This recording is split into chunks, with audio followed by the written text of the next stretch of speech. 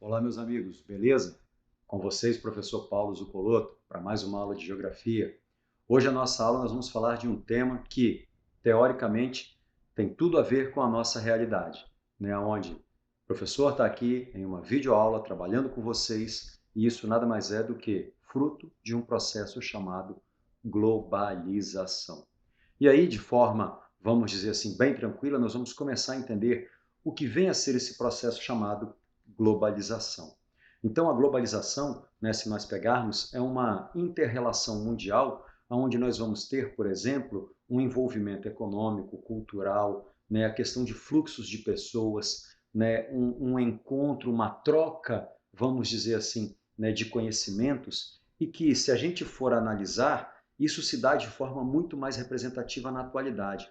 Porém, historicamente falando, esse processo chamado globalização, a gente pode colocar como algo surgido lá ainda à época das navegações. E aí, a época das navegações, quando, né, vamos dizer assim, os países colonizadores buscavam novas colônias, buscavam novos mercados consumidores, eles começaram a praticar essas relações econômicas, sociais, culturais, né? E automaticamente isso sendo, vamos dizer assim, transportado e levado para o velho mundo, né? De onde saíam aí a maior parte, né? Das caravelas desses colonizadores, o nosso processo de globalização, né? Ele, vamos dizer assim, ele se inicia, ele tem a sua gênese. E aí, se a gente analisar, na atualidade, vivemos num contexto de terceira revolução industrial ou revolução técnico-científica. E hoje, essas trocas, esses avanços, essas relações se dão de forma muito mais impactantes. Né? O que eu gosto de fazer é a seguinte analogia: não que eu, assim como grande parte dos papais de vocês, sejamos pessoas velhas, né? Mas no nosso tempinho de vida, nós vivemos, por exemplo, a transição da telefonia, entre aspas, analógica para a telefonia digital, onde num telefone analógico, ainda com aquele sinal antigo, né, tudo era muito caro, tudo era muito dispendioso, muito custoso. E que você telefonar para falar com uma outra pessoa em outro estado era difícil, em outro país nem se pensava. Porém, hoje, à mão, né, de vocês, alunos, e também de muitas de nossas crianças no Brasil e no mundo, se tem um smartphone onde você se interrelaciona com o mundo todo, joga com o mundo todo, negocia com o mundo todo e conversa com o mundo todo. E isso faz parte do chamado processo de globalização, onde antes regiões isoladas, né, você vai ter aí hoje uma integração, vamos dizer assim, muito mais efetiva. Esse termo, né, ele é como se fosse, vamos dizer assim, é uma unificação do globo. Né? Durante muito tempo falava-se na ideia da chamada aldeia global. Ou seja, o que seria essa aldeia global? Seria uma interligação onde todos, teoricamente, viveriam uma mesma realidade. Né? Só que o fenômeno da globalização, ele, em tese, ele não generaliza dessa forma. Né? E aí a gente tem que entender que, né, o fenômeno da globalização é uma troca, uma interligação, mas sem uma massificação cultural. Então, como eu havia dito, né, ela literalmente vem em etapas. Né? Nós tivemos aí uma etapa, né, que se difundiu com as grandes navegações, depois nós tivemos aí uma outra etapa que se deu com as chamadas revoluções industriais, depois outras etapas surgindo com a questão, né, de guerras mundiais e pós-guerra mundial, né, e atualmente, né, dentro de um contexto, né, inclusive de formação, né, de blocos econômicos, né, de estruturas internacionais como a OTAN, como a ONU, ou seja, a interligação no mundo dá-se de forma muito mais representativa e efetiva. E aí esses avanços nas telecomunicações e nos transportes, eles foram primordiais para efetivar a globalização na atualidade. Né? Teoricamente falando, esse processo de globalização, ele promove, né, o chamado encurtamento das distâncias. E é interessante que há um tempo atrás, se não me falha a memória, eu acho que foi, né, no Enem de 2001 para 2002, né, nos primeiros momentos aí que tivemos o nosso Exame Nacional do Ensino Médio, né, nós temos que lembrar que eles trabalharam um contexto, foi no de 2002, né, onde o contexto trabalhado, eles mostravam a imagem, né, do planeta Terra no ano de 1500, o planeta Terra no ano de 1800, o planeta Terra no ano de 1900 e um planeta Terra pequenininho no ano 2000. Né? Ele estava perguntando qual fenômeno, teoricamente, que você poderia fazer a analogia. E era o fenômeno da globalização, né? Onde a Terra está diminuindo de tamanho? Não, mas as distâncias teóricas estão diminuindo. Ou seja, se nós pegarmos a Terra em 1500, vamos lembrar o tempo que a carta de Pero Vaz de Caminha levou para chegar do Brasil até a coroa portuguesa. Né? Ou seja, o quanto tempo que a informação levou. 1800, com a chegada do telégrafo, as notícias atravessavam continentes de forma muito mais rápida. E aí, no ano de 1900, com a figura do telefone, do rádio, né, e logo depois a questão da chegada da televisão, as notícias se davam de forma mais rápida. E aí, teoricamente falando, no ano 2000, com o advento da internet, aí literalmente todas as distâncias do mundo foram encurtadas de forma representativa. Então, a analogia que se faz à questão da globalização é essa, de um encurtamento teórico das distâncias. E aí esse processo, só enfatizando, vamos falar de cada uma delas, é dividido em várias etapas. Essa primeira etapa da globalização, né, se deu aí com a expansão marítima, né, a busca por colônias, seja em território asiático, seja em território africano, seja em território americano. É quando essa primeira etapa, né, ele vai literalmente até um determinado ponto, aonde nós vamos ter a questão do início da Revolução Industrial. E aí é a hora que a gente tem que entender que com a Revolução Industrial, os países que foram colonizadores, para eles agora não interessa mais a colonização física, e sim a colonização econômica. E essa colonização econômica se deu a partir do momento em que você consegue produzir algo de forma maciça, ou seja, produção industrializada. Então a Revolução Industrial, ela veio nada mais nada menos do que para poder, entre aspas, manter teoricamente um sistema colonizador, só que não colonizador físico, e sim colonizador. A segunda etapa, né, dando continuidade, ela vem com as chamadas revoluções industriais, só para a gente entender, né, especialmente a chamada segunda revolução, onde a gente vai ter como fatores preponderantes a energia elétrica, o petróleo, as telecomunicações, e aí é quando essas telecomunicações, como por exemplo, ainda dentro de um contexto, vamos dizer assim, de avanços como o rádio, avanços como o cinema, a televisão, né, os jornais, tudo isso daí foram fatores que levaram a uma mundialização dos hábitos. E aí é quando nós vamos começar a entender que de forma lenta e gradual nós começamos a ser bombardeados e massificados por uma coisinha chamada sociedade de consumo, né, que hoje rege, né, a maior parte de nossas vidas. A terceira etapa da globalização é no século XX, né? Está ligado, no caso, aí, às guerras e ao pós-guerra. E aí, essa terceira etapa, ela finaliza, vamos dizer assim, em um período meio que letárgico com o final da Guerra Fria. De forma efetiva, a gente entra na quarta etapa, onde, literalmente falando, essa globalização ela vai, vamos dizer assim, né, se espalhar, né, dentro de um contexto até a atualidade. E aí é quando esses avanços tecnológicos, né, implementaram um emaranhado, uma amarração entre as grandes economias do planeta, né, entre as grandes potências econômicas, onde hoje, por exemplo, vamos entender uma realidade bem clara. Pegando, por exemplo, na atual conjuntura, todo mundo está assistindo a questão das eleições norte-americanas. Se você pega e dá continuidade ao jornalismo falando das eleições americanas, vocês vão ver, por exemplo, que as bolsas de valores no mundo todo, elas estão apreensivas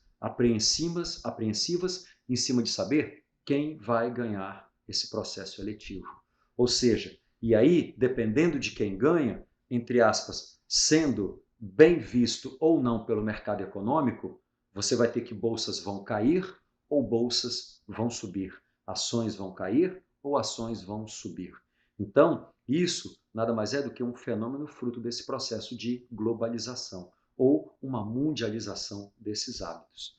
Então, só relembrando, né, essa mundialização, né, ela integra as pessoas, ela integra mercado, ela integra economia, ela integra a cultura. E automaticamente tudo isso aí acaba dentro de um contexto, dentro de um compartilhamento, e aí era por isso que antigamente falava-se na ideia de uma aldeia global. Mas toda essa integração não nos faz absorver aquela determinada cultura. Um exemplo, né, literalmente falando, né, isso é um exemplo que é vivenciado por mim, Paulo, professor Paulo. Meus pais são octogenários. Se eu falar, por exemplo, de comida japonesa para os meus pais, eles pulam alto. Por quê? Eles vão falar peixe cru, não sei o que lá. Ou seja, havia toda uma visão de não aceitar, no caso aí, o que vem de fora. E isso é normal para pessoas na idade dele. Né? Já a minha geração, assim como a geração de vocês, adoram uma comidinha japonesa. Mas, mesmo gostando desse tipo de comida, nós não adotamos, teoricamente, os hábitos japoneses. Então é por isso que aquela ideia de uma aldeia global, ela acaba por cair por terra. Tudo bem? Então, né, só voltando a essa ideia da redução das distâncias, é quando nós vamos ter, por exemplo, né, essa unificação de hábitos. Né? E aí essa unificação de hábitos, a gente tem que entender que a gente começa a entrar num contexto de, vamos dizer assim, de uma sociedade que cada vez mais vai estar buscando o diferente, vai estar buscando novas coisas, vai estar buscando novos hábitos, né? Vai estar conhecendo novas regiões. E aí a gente vai ter que esse processo de globalização vai apresentar para nós aspectos extremamente positivos, porém aspectos também não tão positivos, e sim negativos. Então, é quando nós vamos entender que esses avanços, né, nos meios de comunicação, esse encurtamento, vão trazer avanços para nós. Porém, em alguns momentos, eles vão trazer também desigualdades. E aí, quando nós falamos, né, desse processo, dessa mundialização, nós vamos começar a perceber que as empresas, elas começam, entre aspas, a buscar novos mercados. Né? Hoje a coisa que é muito fácil é a questão do comércio via internet. E automaticamente a ideia da loja física, ela literalmente está sumindo. Vamos só pegar e fazer uma analogia. Todos nós estamos vivendo na atualidade uma situação de pandemia. Estamos em casa com videoaulas, aulas online, aulas semipresenciais. E aí é a hora que o baque no comércio foi muito grande. Porém, se vocês observarem, aquelas empresas, principalmente do setor de serviços, né, e comércio, que se adaptaram e que, teoricamente, mantiveram uma estrutura com conexão através das redes, né, mundiais de computadores, essas empresas sobreviveram.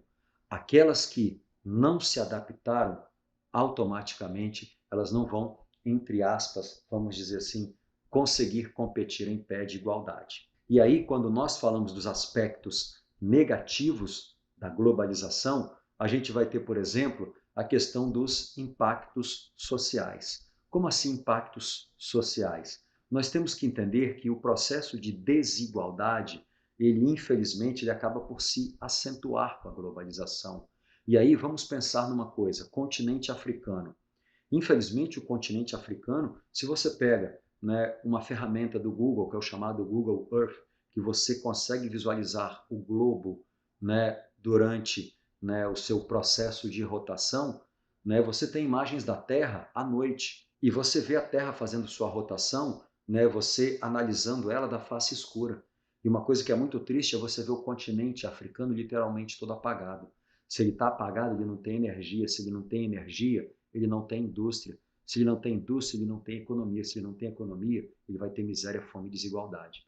Então, infelizmente, a globalização, ela, entre aspas, da mesma forma que ela é includente, ela é excludente. E aí, né, como é colocado aí, nós vamos ter que a mão de obra, ela, entre aspas, vai ser buscada em todo o globo. E aí cabe a você, né, a questão de você diferenciar a sua mão de obra, né, ou seja, a qualificação. E uma das características desse novo processo de globalização é a qualificação da mão de obra. Pois, se você não se qualifica, você acaba, entre aspas, sendo absorvido, né? E é quando você entra no chamado desemprego estrutural qualitativo. O desemprego estrutural qualitativo é a vaga de trabalho está aberta, só que você não tem qualificação para tal. Nós temos também a questão, né, do desemprego, né, nesse contexto de empresas que não evoluem, e aí você vai ter a figura do desemprego. E essas pessoas desempregadas, fora do mercado de trabalho, infelizmente vão estar buscando a economia informal.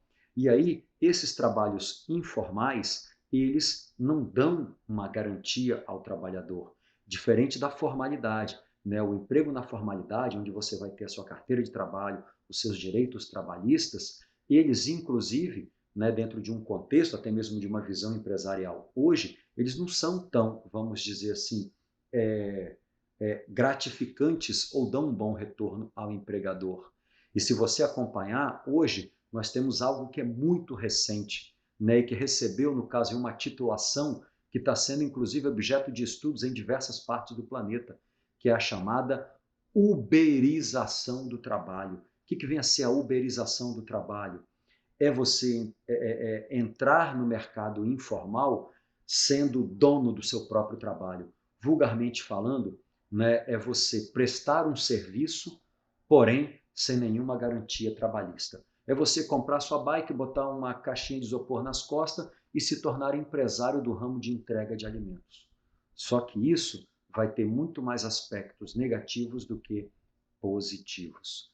Beleza? Então, né, esse novo contexto de um mundo globalizado, a qual você vai ter uma interligação, né, desses mecanismos econômicos, desses mecanismos sociais, né, dessas estruturas industriais, ele vai estar exigindo de você cada vez mais uma evolução, uma adaptação. E se você não se adapta a essa nova realidade, infelizmente você acaba ficando fora do mercado. Colocando, né, dentre essas características, né, vamos dizer assim, que a economia, né, que tem num contexto globalizado, nós podemos colocar que as trocas, né, e as padronizações, elas acontecem. Vamos pegar dentro de um contexto de padronização, por exemplo, de beleza. Hoje em dia nós temos uma padronização de beleza que é assustadora, ou seja, que há uma caracterização física, por exemplo, das mulheres e dos homens, que infelizmente é inalcançável para nós, seres humanos normais, que dependemos do trabalho, né, que dependemos aí de uma rotina exaustiva para poder conseguir, né, sobreviver nesse nosso mundo tão competitivo. E aí é a hora que você manter uma dieta, né, equilibrada, atividades físicas, né, exercícios, caminhadas ao ar livre. Galera, para quem trabalha, infelizmente isso não tem como. Isso, né, você vai ter uma pequena parte da população que vai ter esse acesso, só que a maior parte não. E aí é quando você vai ter essa globalização, literalmente ditando ali, né, essas, vamos dizer assim, essas novas facetas que a população mundial acaba por passar por elas. Essas trocas culturais, né, nós temos que lembrar que antes elas eram quase que impensáveis, né, quase que não existiam. Porém, a gente tem que entender que a realidade hoje é outra. Vivemos uma terceira revolução industrial, onde nessa terceira revolução industrial tudo fica muito mais fácil, tudo fica muito mais acessível. E aí é quando você consegue, entre aspas, coisas, objetos, fatos, histórias do mundo todo, e isso você troca de forma muito mais ampla. E aí, uma das tristes realidades desse nosso mundo globalizado, infelizmente, hoje também que a gente tem que entender, é o problema da desinformação, né? As chamadas informações falsas ou fake news, né, que a gente pode estar trabalhando mais à frente. E aí, meus lindos, só relembrando, né, nós temos que pensar que essa globalização ela facilitou de forma muito ampla, né, o espalhamento das indústrias pelo mundo. Né? Como eu havia dito em aulas passadas, essas multinacionais e transnacionais que se espalharam em países emergentes se aproveitaram, vamos dizer assim, de mão de obra barata, se aproveitaram de incentivos fiscais, se aproveitaram, né, de uma evolução das comunicações e dos transportes para obter sua matéria-prima, para conquistar mercado consumidor. E aí é a hora que esse processo ele vai levar a indústria dessas regiões a uma adaptação. E aí é quando essa exploração, em muitos dos casos, nós vamos ter, por exemplo, né, dentro de um contexto de terceirização de mão de obra, às vezes situações que são análogas à escravidão. Né? Eu não sei se vocês já viram essas informações, mas grandes empresas dos setores de produção de roupas, de forma recente, foram citadas, né, dentro de um contexto de uso de mão de obra semi-escrava em países do continente asiático. Onde ali a empresa, por exemplo, para produzir um casaco de sobretudo, ela pagava ao funcionário pela produção do casaco em torno de 50 centavos de dólar por casaco costurado. E aí esse camarada ia lá, costurava 20 casacos em um dia. Ao costurar 20 casacos em um dia, ele tinha um lucro de 10 dólares dia. Só que a empresa que explorava essa mão de obra cobrava por cada casaco 5.000 dólares. E aí você vai ter uma disparidade muito grande entre o lucro do dono do meio de produção e aquele que vende a sua força de trabalho.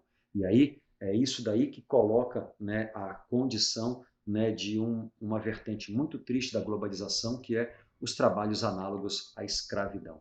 E aí essa exploração, né, só relembrando, ela se dá principalmente, no caso aí, em países emergentes, países que querem se industrializar, países que querem se desenvolver e que a todo custo querem trazer para o seu território essas empresas, aonde no rastro dessas empresas eles vão estar observando suas tecnologias, observando seus modos de produção e automaticamente tentando fazer igual. Pois, mesmo consigo trazendo inúmeros problemas, mas para eles que não tiveram uma industrialização, um desenvolvimento industrial concomitante às revoluções industriais que se deram, principalmente em território inglês e norte-americano, é a hora que eles precisam de abrir esse precedente para poder, vamos dizer assim, tentar se equilibrar, né, dentro desse chamado mundo globalizado. Né, nós vamos ter, né, como principais reflexos desse processo a questão do surgimento dos blocos econômicos. Né, os blocos econômicos farão parte aí do tema da nossa próxima aula. Nós vamos ter também, como reflexo dessa globalização, a questão de problemas ambientais, né, cada vez mais uma necessidade maior de um consumo de produtos naturais e de matérias-primas. E, infelizmente, né, práticas nocivas dessas empresas trans, multinacionais e globais, né, que vão estar fazendo uso, que vão estar explorando mão de obra, mas que para aquele país, teoricamente, vai ter uma certa finalidade, né, uma vez que para poder, entre aspas, equilibrar uma industrialização tardia. Meus queridos, e aí a gente finaliza o nosso conteúdozinho e vamos para uma questãozinha do Enem de 2019. Olha só que interessante. Saudado por centenas de militantes, né, dos movimentos sociais de 40 países, o Papa Francisco encerrou, em 9 de setembro de 2015, o segundo Encontro Mundial dos Movimentos Populares, em Santa Cruz de la Sierra, na Bolívia. Segundo ele, falas do Papa, a globalização da esperança nasce dos povos e cresce entre os pobres e deve substituir a globalização da exclusão e da indiferença. Então, o Papa, preocupado com esse processo global, né, que a gente vivencia, que tem os seus aspectos positivos, os seus aspectos negativos, porém os negativos são muito mais massificantes a uma população que infelizmente não tem condições, o Papa colocou o seu posicionamento. E aí, olha só, no texto há uma crítica a um aspecto do mundo globalizado. Que crítica é essa? O Papa estava criticando a liberdade política? Não. Em nenhum momento ele cita a questão da liberdade política. O Papa estava falando da mobilidade humana, que é uma característica da globalização, as pessoas conhecerem, né, novas nacionalidades, novas nações, novos países, novas culturas? Não. Ele estava criticando a conectividade cultural? Também não. Mas o Papa estava criticando a disparidade econômica, que é o gabarito letra D. A complementaridade comercial, ou seja, um país complementar o outro economicamente? Não. E sim a disparidade econômica. Então a crítica que ele fez foi, né, seguindo aí a ideiazinha da minha fala, que a globalização ela é includente porém ela é também muito excludente ao mesmo tempo. Né? Algo bem dicotômico, mas né, uma coisa que preocupa lideranças como a figura do digníssimo, né, Papa Francisco. Então, assim sendo, a disparidade econômica, né, é o fator negativo que é colocado nesse contexto da globalização pelo Papa Francisco. Queridos, essa foi a nossa aulinha de geografia. Eu sou o professor Paulo, agradeço a vocês e, se Deus quiser, próxima aulinha falaremos, né, de blocos econômicos. Valeu, um abraço, fiquem com Deus e até a nossa próxima aula. Show!